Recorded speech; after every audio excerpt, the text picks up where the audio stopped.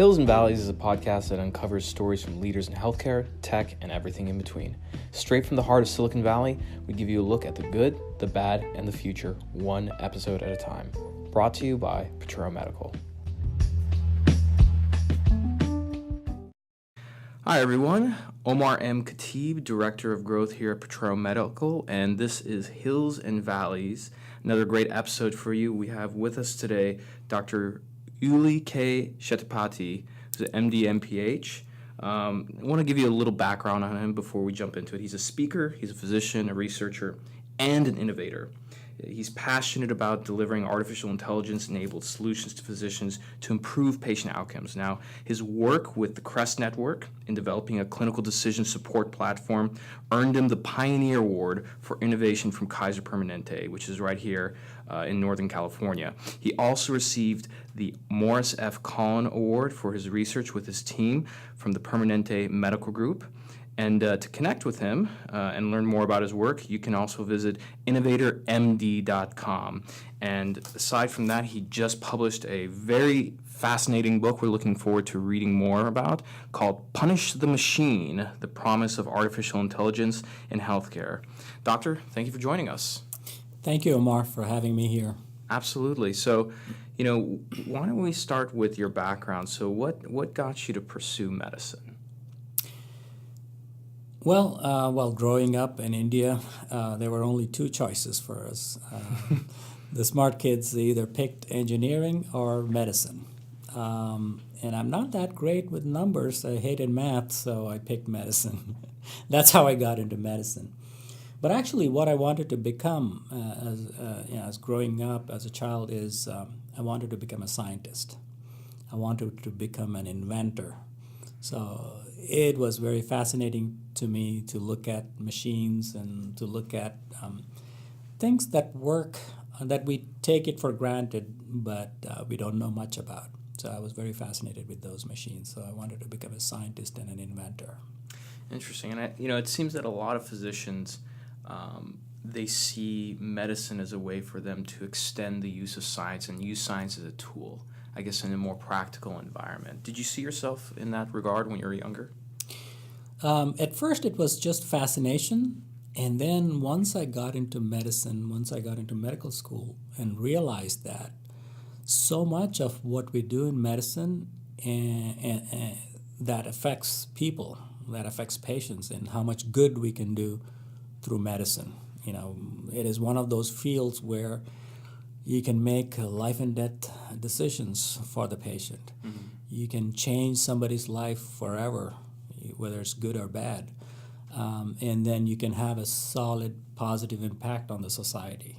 Society itself looks up to healthcare providers and physicians to do this job. When you were younger, who did you look up to?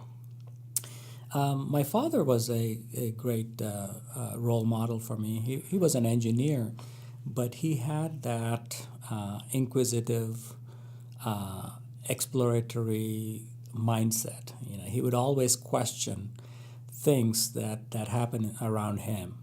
And so I kind of learned a lot from him about his philosophy of life and how to do good in the society and how a single person's contributions can have a major impact on the society. Wonderful. And if you don't mind me asking a rather personal question, what was the most memorable thing your father ever told you? You can take a moment to think. Sure. There were many things, but one time what happened was that I took some money that was supposed to be to pay my college fees, and I actually bought a drum set. A jazz drum set.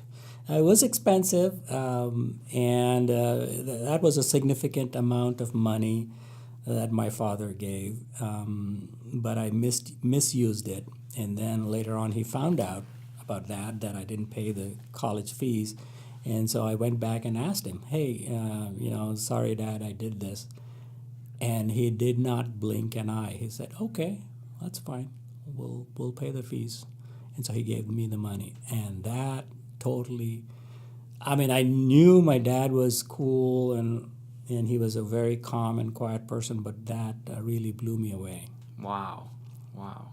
And so how have you carried that lesson, through life and more importantly, like into your work as a scientist, as an entrepreneur, as a physician?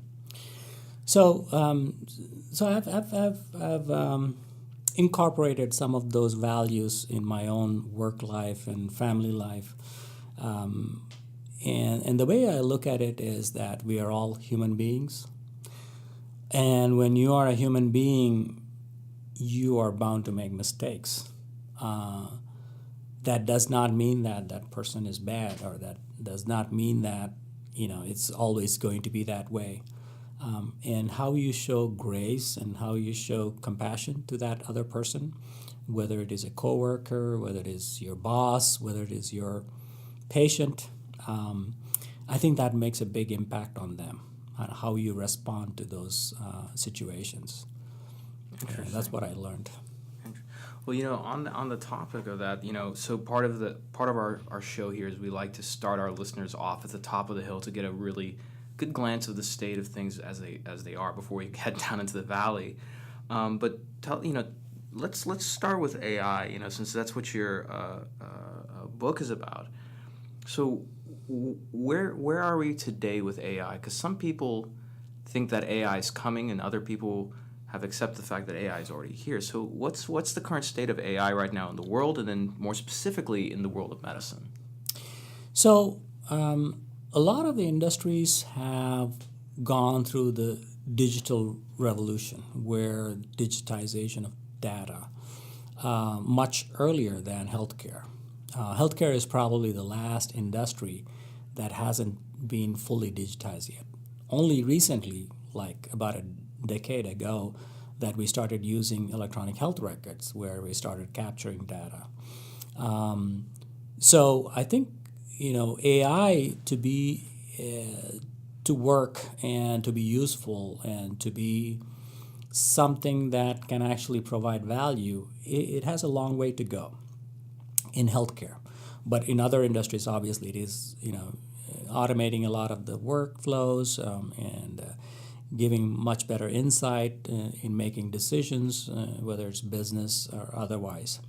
That has not happened yet in healthcare, but we are seeing very early signs of how useful AI can be in healthcare, because we're just getting the data in a digital format, and then now we can actually run tests and run algorithms on it and see some of the insights that you can get from it.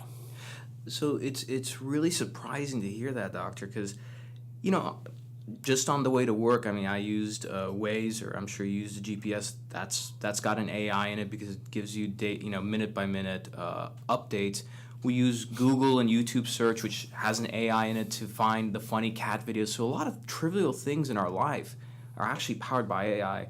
So why is it that an industry with such some of the, depending on where you go, the smartest and top performing people in the population, they go into medicine, why is it that it's taking this long to adopt AI?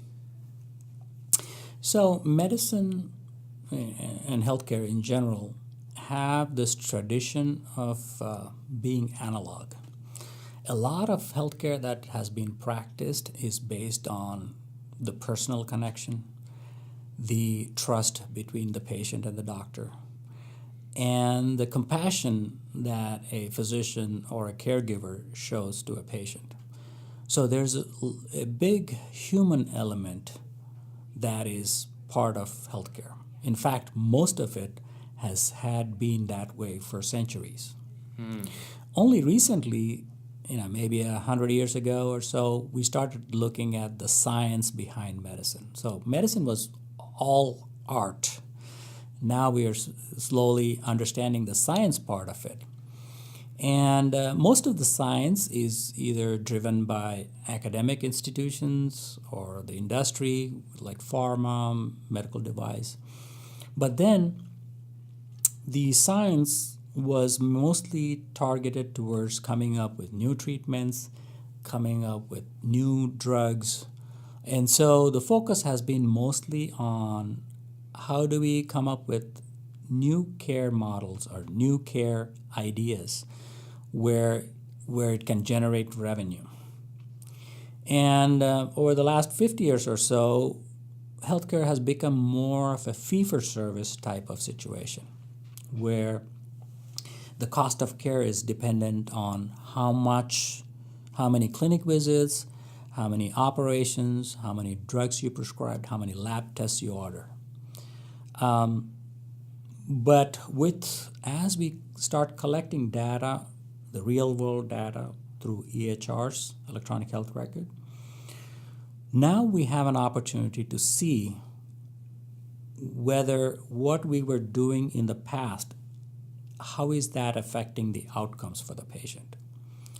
We never had so much data available to us before to actually see what happens when we give drug A versus drug B versus drug C, or an operation or no operation, whether a test is useful or not. So those kinds of evaluations we were not able to do in large populations using large data sets. So now with the availability of this data through electronic health records, we have an opportunity to make a difference, to bring in new science, the data science piece into healthcare. And that is what is exciting about it. Interesting. Do you feel that, here in Silicon Valley, when we look at technology, we accept it as a part of life in terms of how it augments our skills and makes us better. But that's not always the case when you leave the valley. We kind of live within a bubble out here sometimes. And so out in the rest of America and the rest of the world, even though physicians and nurses and medical providers are under this kind of strain, do you feel like they are psychologically prepared to begin adopting technology, to understand that they are not capable to do this all on their own? I think that change will take some time, especially in healthcare. Yes, it is a complex field. Yes, it is driven by it's a human-powered system. But what we are seeing in other countries is that where there is a single payer and a single provider, which is the government in some situations, like in England or Singapore and other areas, they are able to, and even in China, they are able to collect data on everybody, and then they are able to change the way they were practicing medicine and be able to drive those positive outcomes. And so we have a long way to go to become that, but at least we know that it is doable. So it is doable, and it is showing positive results, so the adoption will slowly kick in. One of the big barriers is that healthcare business in the United States is very scattered. There are a lot of pockets, a lot of different entities dealing with data. And so one of the disadvantages with that is that you cannot put everything together and then study that data. So that's why it's taking longer for us to implement these technologies. And you mentioned earlier, that healthcare is rather steadfast and conservative to pick up different technologies, and although it seems logical, it wasn't that long ago that we finally started adopting and using electronic medical records. So now we have an influx of data. What's being done with that data right now in your average hospital? So if you think about electronic health records, it was not a voluntary adoption. Really? It was pushed in and encouraged, and incentives were provided by the government, and so there's a lot of pushing and prodding to make that happen. I'm glad it happened, but the problem is that electronic health records were not designed to solve the problem of the quality of care. They were designed to, number one, to bill for services. So you document what you did, and so that you generate a bill. They were designed to document what the physician or the care team did so that you can prevent malpractice. They were designed to document the things that you did so that you are compliant with regulatory agencies. Hey, are you doing these quality checks? All that is great, but it does not solve the biggest problem. And the biggest problem is, how does providing care change for the better for the patient and the physician once you have done this? It does not. It does not positively impact. Let's say if I saw 1,000 patients of ankle sprain, right? My next patient, after the 1,001 patient, will get the same care that I provided for these 1,000 patients. I'm not using the data that has been collected on these patients to improve on the next patient that I'm going to see. So science kind of got stagnated, although there was so much potential there to actually improve the care for the next patient that is coming in. Now, I took the ankle sprain example, but imagine if it's a very complex case like sepsis, like heart attacks, so those diagnoses have a very complex way of dealing with the treatment, the assessment, the prognosis, and all that. Imagine if you collected all that data on those 1,000 patients. Now you have the capability to figure out what were the steps that were involved to get to a positive outcome. And can we use that knowledge on our next patient to make the care better and the outcomes better? So one of the downsides of the EMR or electronic health records has been that physicians were forced to document things, although they know that it's not going to make any difference to the care that they're providing. So in a way, they were doing a lot of mechanical work, a lot of clerical work, getting frustrated as the fee-for-service system only compensates the work that you do. And if the compensation for each unit of work goes down, they started seeing more patients, they have to do more procedures, they have to do more things. And so it became a very destructive force, and we see that as one of the reasons why physicians are getting burnt out. Now, instead of people doing all that work, instead of physicians doing all that work, what if a machine does that work?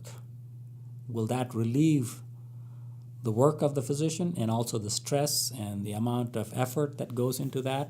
It definitely does. And what if you automated a lot of those processes where a physician doesn't have to click these boxes or check the boxes, but have the machine automatically record things and come up with preventive solutions, come up with suggestions for treatment options, suggestions for testing. That would solve a lot of the problem where you can actually get a better outcome using the machine learning and artificial intelligence that this data can generate. So your thoughts are that, essentially the EMR was introduced, doctors and many of their colleagues became glorified number crunchers doing, clerical work, grunt work, and nobody went to 4 years of medical school and 5 to 8 years of residency to come out spending most of their time doing that. And you mentioned in your book that about 50% of physicians, they report burnout in the U.S. Exactly. Physicians have the very high burnout rate and also high suicide rate. Let's talk about that, because that's an ugly area of medicine that nobody wants to talk about. So a lot of physicians report burnout. I think a report from the AMA 4 or 5 years ago stated that 49% of them said that they wouldn't have gone done medical schooling, done it. Like if they had to do it again, they wouldn't go into medicine. That's But true. let's talk about the suicide rate. So there are doctors out there who are taking their lives because of the burnout. Tell us a little bit more about that. So in a typical fee-for-service system, what happens is that, let's say you're seeing 10 patients a day, and you get paid, let's say, $100 a patient or $50 a patient. And then somehow the payer or the insurance company decides that, oh, we are paying too much. Let's cut the rate to $80. That means you have to see more patients to be able to maintain that income. And the regulations, the medical legal risk, and also this documentation for billing purposes becomes more and more onerous with each year. And so they kind of start spinning their wheels really fast. And that is one of the reasons why, and they have to do that to maintain their income, because the rates have dropped per patient or per case or per test, and so they do more testing or more prescriptions, more procedures, just to maintain that income, and that kind of becomes a very frustrating experience. The other thing, physicians went into medicine, number one, to do good to the patients, and some of the work that they're doing, they know that it's not helping the patients, it's not helping them, and so that becomes a very frustrating endeavor. Is this why, in your book you mentioned the concept of spare the doctor, save the patient?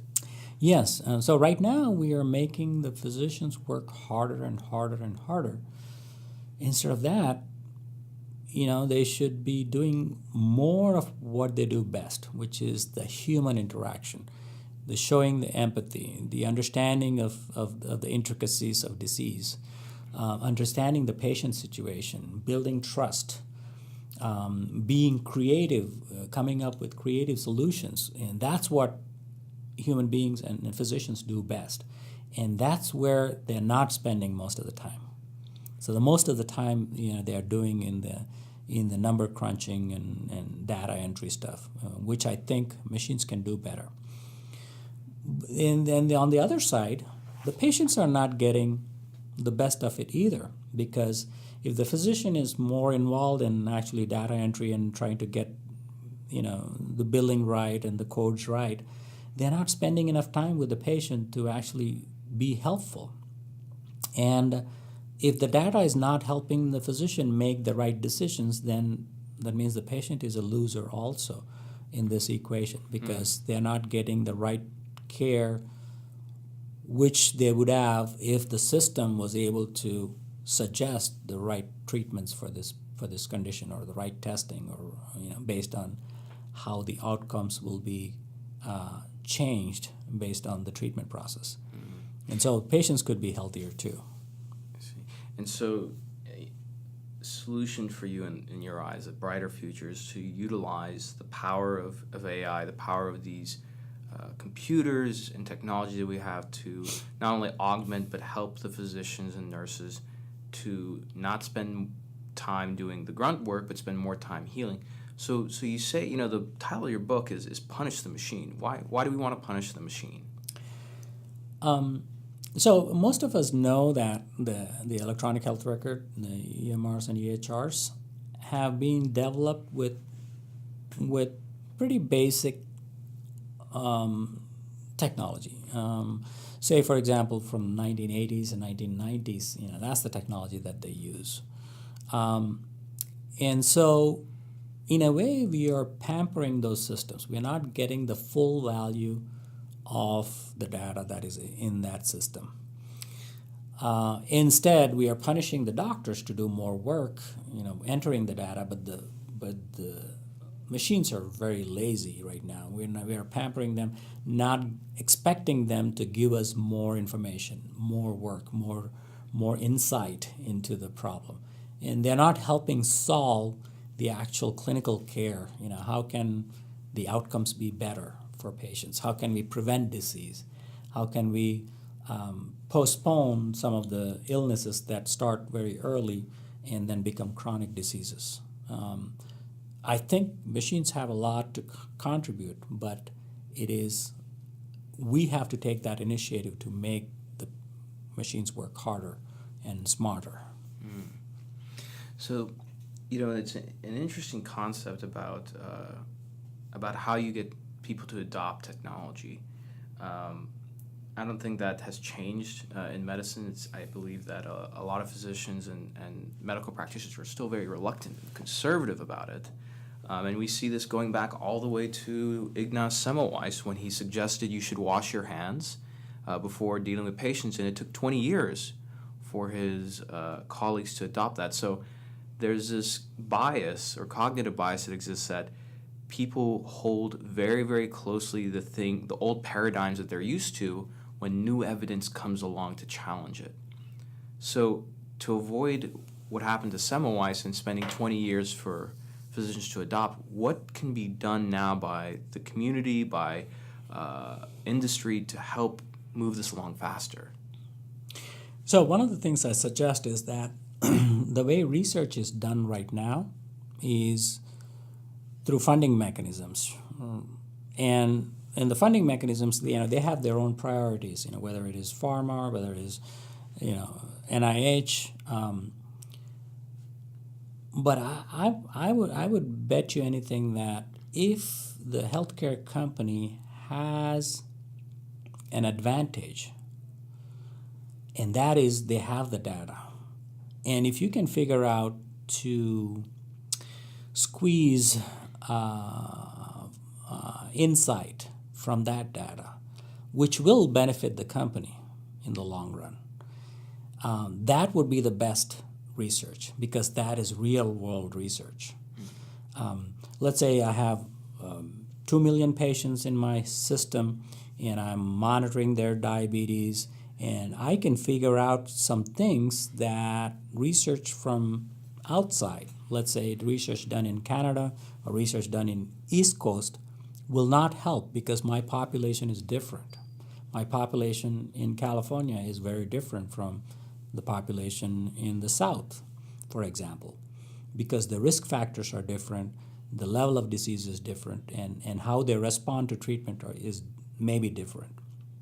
So each healthcare entity has to come up with a plan on how they're going to develop this knowledge base, new knowledge coming out of their own data. And that can be done through machine learning and AI. And then use that information to make the outcomes better. Instead of relying on some published data from somewhere which may or may not be applicable to your real-world situation. Now, as we know with human beings, data is really the last step in terms of influencing us, right? We're influenced by emotion, things that we can lose. How do you get your peers to begin to maybe not adopt, but begin to look at AI and higher technology in a different way? There's a big need for education. Most physicians don't know much. I mean, one of the reasons why I wrote this book is that to educate people that there is an option where the way you study things and the way you understand what's going on with patients, and that has been lacking, I think. So lacking where though? The education in medical school, in residency. Medical school. So it should, in your opinion, it should start at medical school. Yeah, it should start at medical school, and it should be a continuing process. One of the misconceptions physicians have is that, if it is research, it has to be done in academic institutions. We don't do research. We don't care about research. Well, I think now it is possible to do research because once you have the data, you can do research and apply those findings into your practice very quickly instead of waiting for somebody to do the work and then publish it, and then it slowly goes into the guidelines, which may take 10 years or more for those findings to be implemented into the practice. Mm-hmm. You can close that loop of research, testing, and also implementing and looking at the outcomes, and then the cycle can continue, and the value of that work, you can see the immediate benefit in patients' lives. And with regards to the research, the conversation goes back to data, because in order to have machine learning and later on AI, you need data.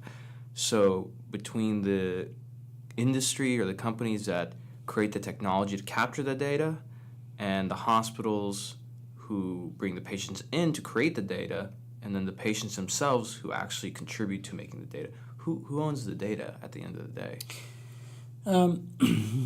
Obviously, the data has to be owned by the patient. And when I say own, it doesn't mean that they cannot designate other people to look at it, to study it. Obviously, hospitals are generating a lot of data, medical devices, whether it's drugs, pharma. But the ultimate pathway for that data to give insights has to go through the physician. So physician becomes the gateway to that knowledge, the ultimate decision maker. And of course, while consulting with the patient and assessing, what the patient's choices are. And so it's more like a shared decision making between the physician and the patient, right? So everything that happens outside of these two people, that should then be funneled, that knowledge, that insight needs to be funneled through the physician and the patient during their interaction. So let's get a little bit out of the valley, start going to a better place and up the hill. So let's imagine that 5 years from now that physicians and medical practitioners have begun to widely accept AI and higher forms of technology, and that starts to free up their time. What does that future look like? What do you see happening in the practice of medicine at that point?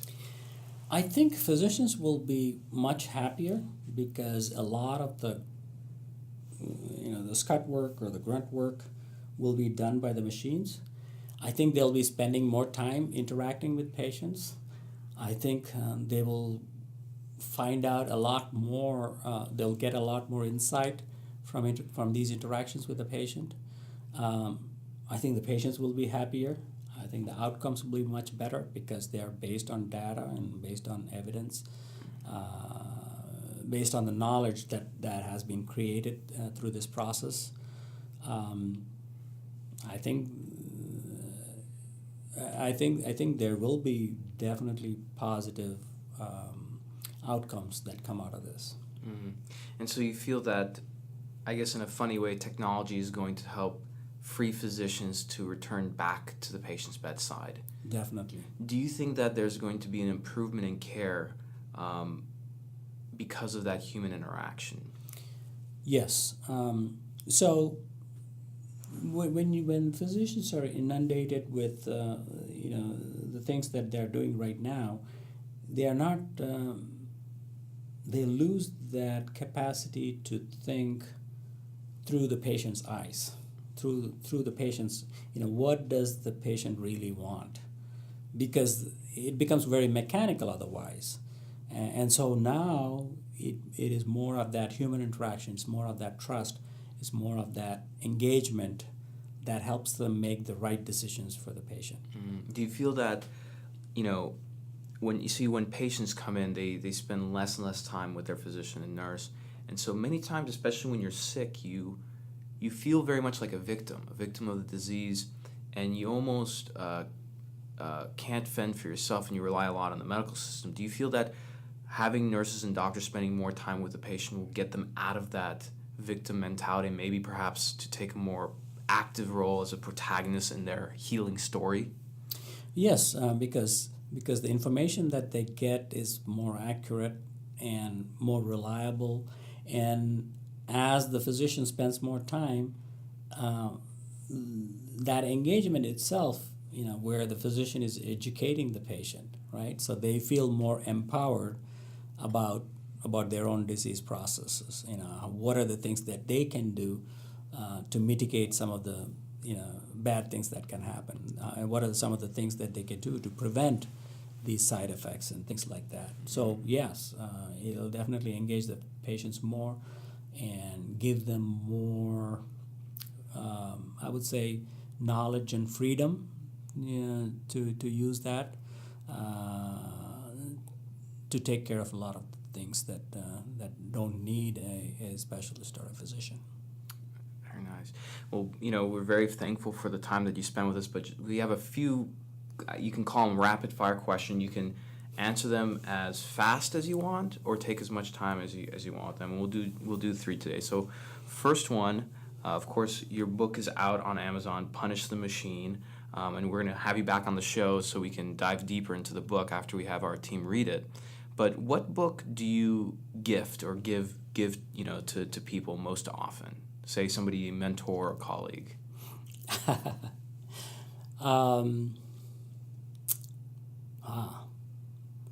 Well, one of the things that I've noticed is that, in my career, one of the things that I noted was that there were some things that I was really good at, and I didn't know that.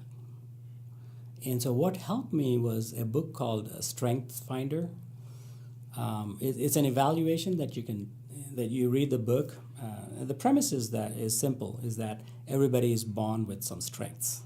And the sooner you figure out what your strengths are, the more happier you'll be, the more successful you'll be, and the more you'll enjoy your work life. So that's one thing that I give a lot of my students, gift that book. Very nice. Strengths Finder. Do you have Netflix? Yes, but I don't watch. Oh, you don't watch? So, in general, what would be your favorite show? On or off Netflix? Oh. All-time favorite? I don't have. I like the family comedies. I used to like Friends, and it's not there anymore. Simple stuff that everyday stuff that is funny. I like that. There are some shows called I think it's called In the Middle. They have kids, and I have kids, so I understand the stuff that parents go through and simple things. Nothing. As an innovator and as a physician, your time is very limited. So when you're driving or commuting or traveling, what do you like to listen to? Do you listen to music, podcasts, Audible? I like music. Listen to music, mainly because it relaxes my mind and also lifts up my spirit. Last question for you. Of all the platforms, what's your favorite social media platform and why? If you have one. Yeah, there's only one I actually use, which is LinkedIn. I see that there's much better sharing of intellectual activity on LinkedIn, and so that's the only one I use. I do have Twitter, but I don't use it that much. Got it. Well, Doctor, again, thank you very much for spending some time with us. And again, I'm going to leave it in the show notes. So, Punish the Machine, The Promise of Artificial Intelligence in Healthcare, and that's on Amazon, correct? That's right. It's on Amazon right now. I'm holding the book. The best thing about this, and I have to highly recommend this, especially to medical students and residents, because, you're spending a lot of time reading. This book is literally only, it looks like 113 pages, so you can finish that in an afternoon. It's high yield, high value. It talks about the main things you need to know about AI in healthcare, and it's a good time to start learning about that. So we'll have you back on the show maybe in a few weeks. So for the listeners that are listening now, please go ahead and get the book, read through it, and when we have Doctor back on, we're going to dive much deeper into this topic and learn about punishing the machines and, more importantly, freeing physicians and nurses from the drudgery of data and for a brighter future. So thank you. Thank you, Omar. Thank you for having me.